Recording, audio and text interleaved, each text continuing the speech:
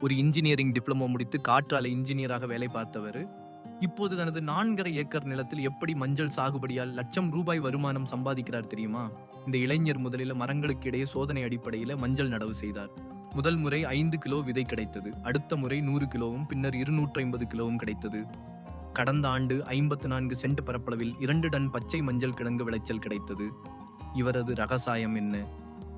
மரங்களின் இலைகள் உதிர்ந்து மட்கி இயற்கை உரமாகிறது. பூச்சிக்கொல்லி அல்லது ரசாயன உரம் எதுவும் பயன்படுத்தவில்லை.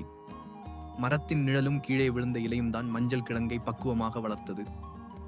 இவரது மஞ்சளில் ஆரஞ்சு நிறம் இருக்குது, மஞ்சள் நிறமே இல்லை. இதுல குர்குமின் வேதிப்பொருள் அதிகமாக உள்ளது.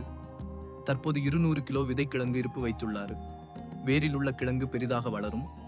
அதை முகத்திற்கு பூசும் மஞ்சளாகவும் மற்றதை விரலி மஞ்சளாக குழம்புக்கும் பயன்படுத்துகிறார். தைப்பொங்கலுக்கு செடியுடன் மஞ்சள் கன்றுகள் விற்பனை செய்வதன் மூலம் கூடுதல் வருமானம் கிடைக்கிறது.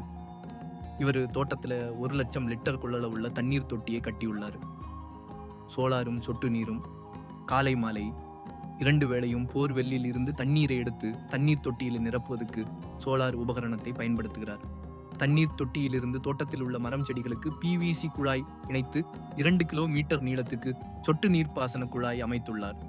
இவர் பால் பண்ணை வைத்துள்ளதால உள்ளூர் விவசாயிகளின் பாலை வாங்கி மொத்த விநியோகமும் செய்கிறாரு.